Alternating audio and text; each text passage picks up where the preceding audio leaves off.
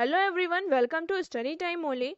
Today is 3rd June 2020 and current affairs की इस series में हम कुछ इंपॉर्टेंट फैक्ट्स और न्यूज़ का एनालिसिस कर रहे हैं जो कि हमारे UPSC, state PCS, MPPSC, UPPSC, SSC और बैंक जैसे एग्जाम्स के लिए रिलेटिव है।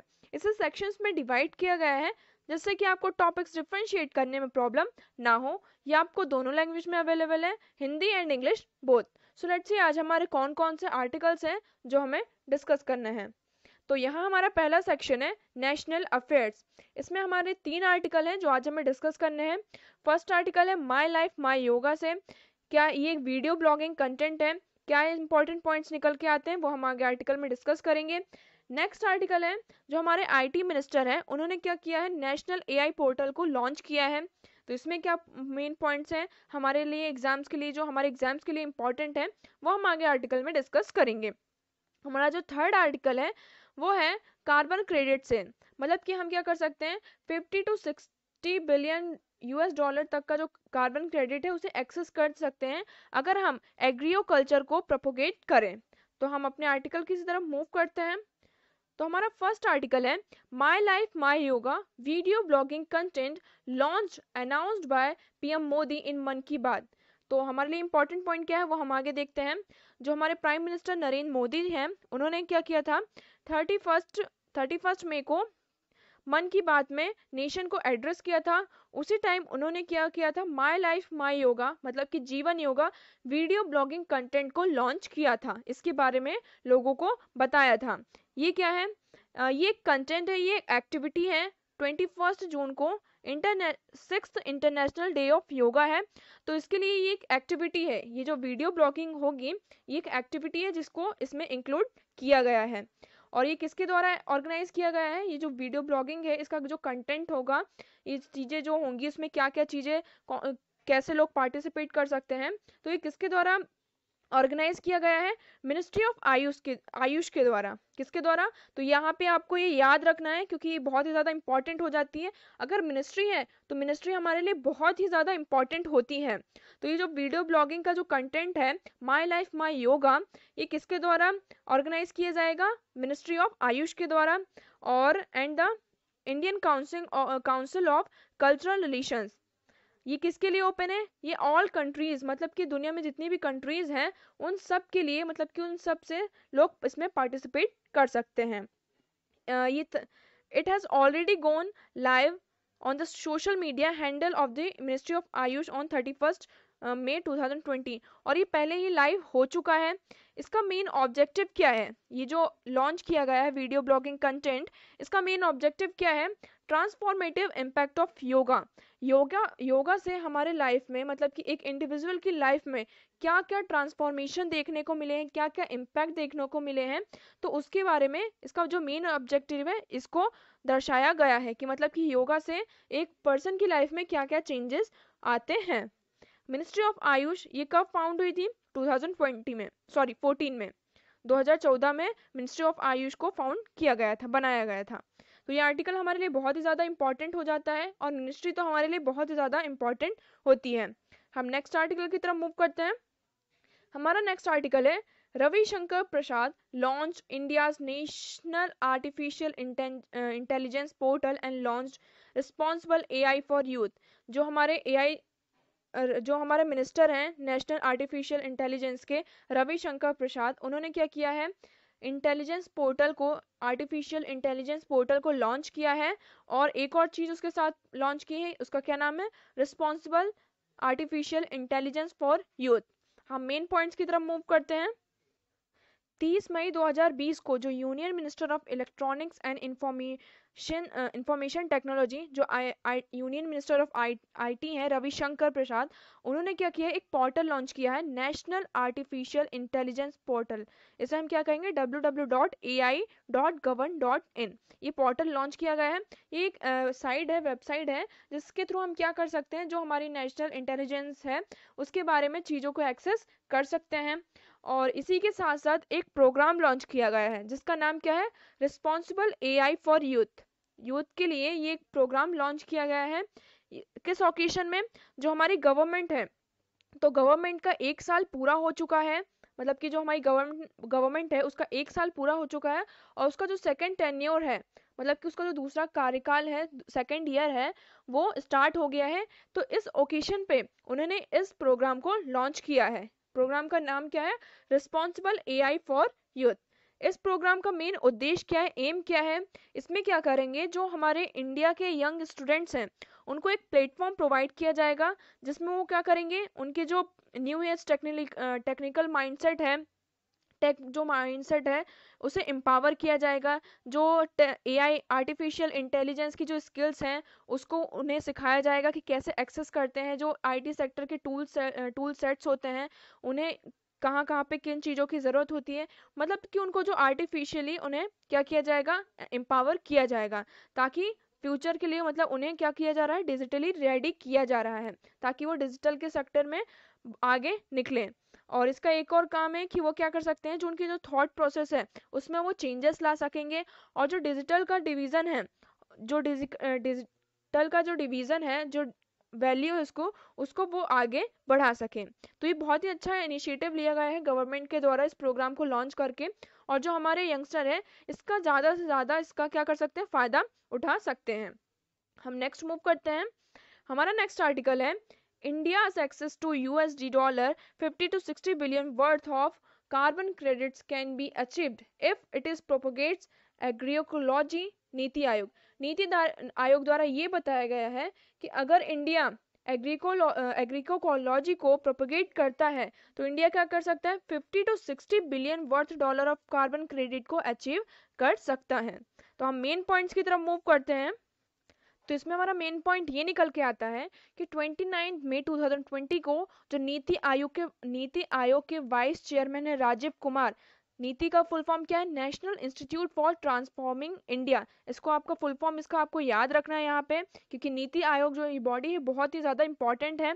ठीक है, तो national institute for transforming India के जो वाइस चेयरमैन है राजीव कुमार, उन्होंने ये एक स्टेटमेंट दी है, उन्होंने एक बताया है, सुझाव दिया है, इंडिया क्या कर सकता है, 50 से 60 बिलियन यूएस डॉलर तक के जो वर्ल्ड के कार्बन क्रेडिट्स हैं उनको अचीव कर सकता है अगर हम नेचुरल फार्मिंग और एग्रीकोलॉजी को प्रपोगेट करें। कि अगर हम इसको नेचुरल फार्मिंग को अगर हम ज़्यादा प्रमोट करेंगे तो हम 50 से 60 बिलियन डॉलर तक की जो कार्बन क्रेडिट्स हैं उनको एक्सेस कर सकते हैं। इसमें क्या होगा, इसके साथ साथ ये सजेशन देने के साथ साथ उन्होंने ये भी बताया कि इसके लिए हमें इनोवेटिव फार्मिंग मेथड्स को यूज़ करना होगा बेस्ड ऑन इकोलॉजिकल प्रिंसिपल, जो मतलब कि इकोलॉजिकल प्रिंसिपल पर हो, और कुछ ऐसे इनोवेटिव मेथड्स लाने होंगे फार्मिंग के लिए जो हमारी जो नेचुरल फार्मिंग हो उसको क्या कर सके, उसकी जो उसको इंक्रीज कर सके। और ये जो मेथड्स है ये सारी किस दौरान दी गई थी, virtual high level round table, एक वर्चुअल हाई राउंड टेबल हुई थी एग्रीकोलॉजी एंड रीजनरेटिव एग्रीकल्चर, ये राउंड टेबल हुई थी, इस दौरान उन्होंने ये सजेशन दिया गया था।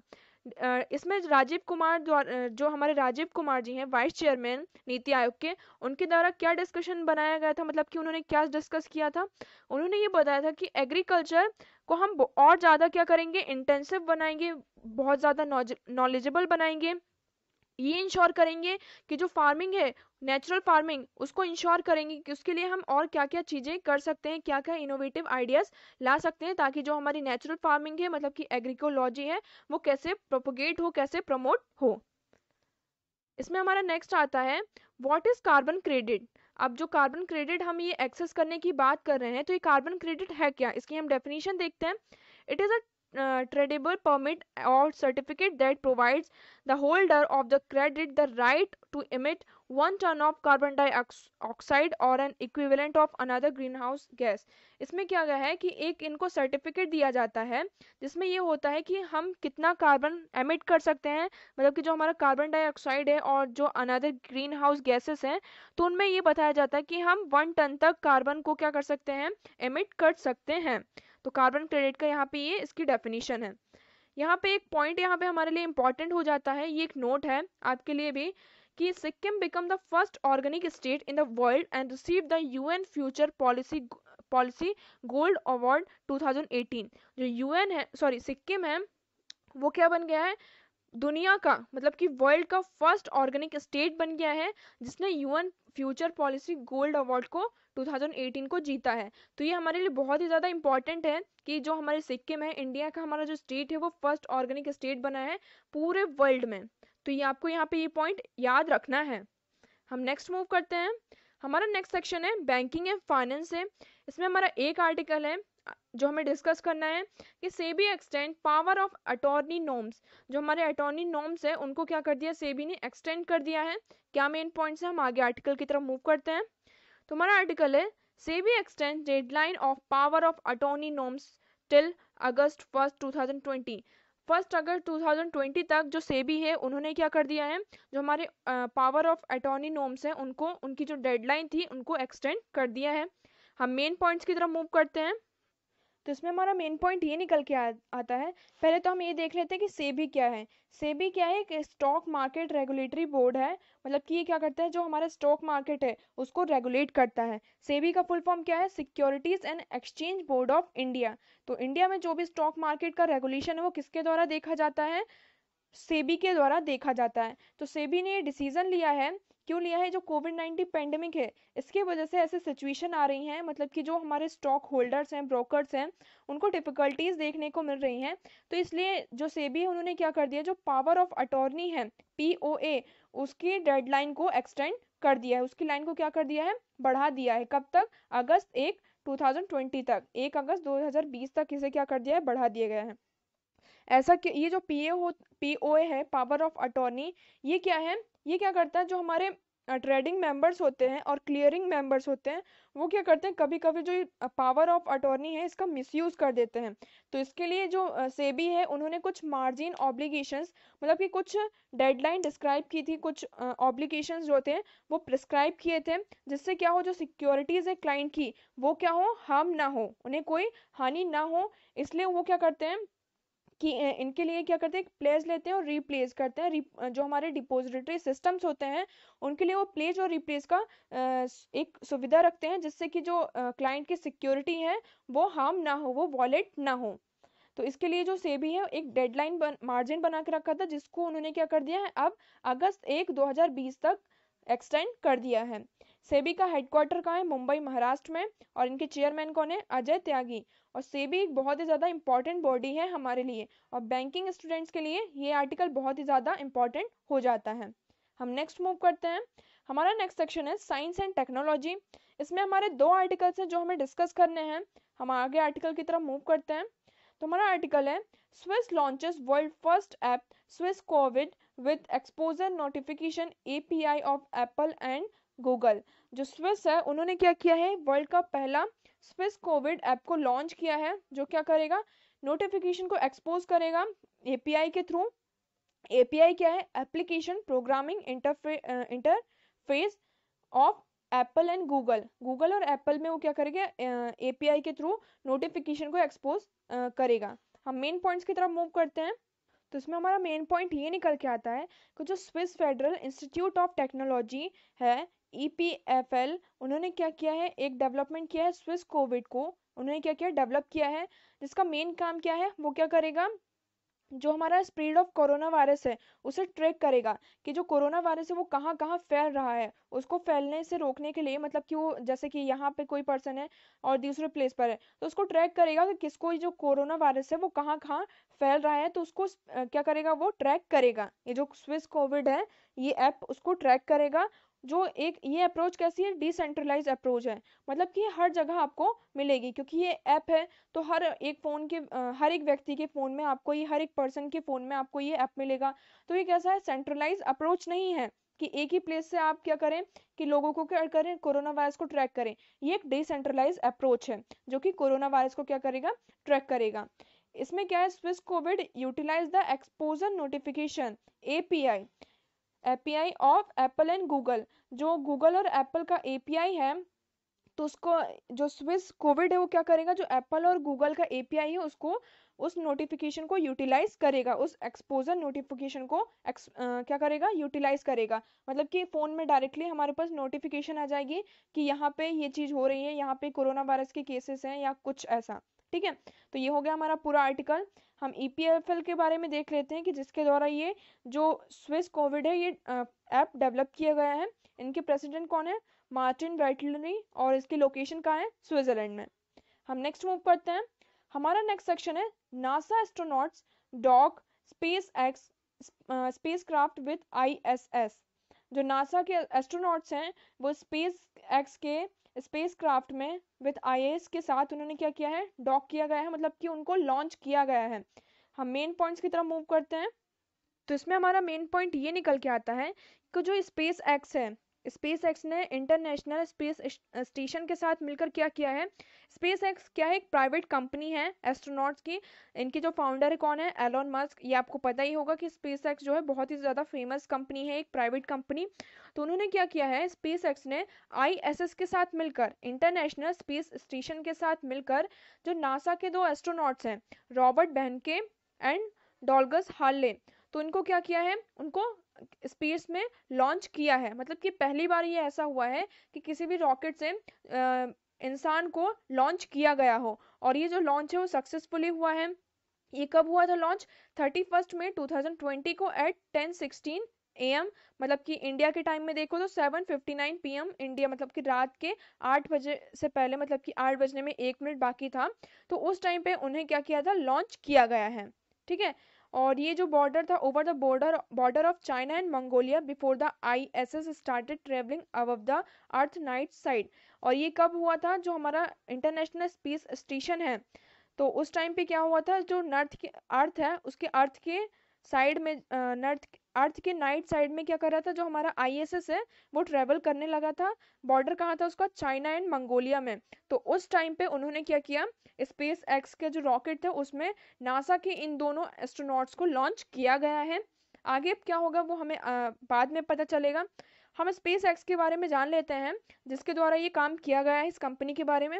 तो ये जो स्पेस एक्स है become the first private company to fly astronauts into orbit. जो स्पेस एक्स है अब वो कैसी कंपनी बन गई है? पहली कंपनी बन गई है दुनिया की जिसने कि ऑर्बिट में एस्ट्रोनॉट्स को लॉन्च किया हो। ठीक है, उनको एस्ट्रोनॉट्स को वहां पे लॉन्च किया हो। इनके CEO और फाउंडर कौन है? Elon Musk. इनके प्रेसिडेंट कौन है? ग्वानसिके शेडबॉल। और ये कब फाउंड हुआ था? 2002 में। और इसका हेडक्वार्टर कहाँ है? Hawthorne California, United State of America में। हम नेक्स्ट मूव करते हैं। हमारा नेक्स्ट सेक्शन है इन्वायरमेंट। इसमें हमारे 2 आर्टिकल्स है जो हमें डिस्कस करने हैं। फर्स्ट है rare scorpion fish founded in Gulf of Mannar. Gulf और मन्नार में एक फिश मिली गई है जिसका नाम है स्कॉर्पियन फिश। ये क्या है फिश, कैसी है, इसके बारे में क्या फीचर्स हैं इसके, वो हम आगे आर्टिकल में डिस्कस करेंगे।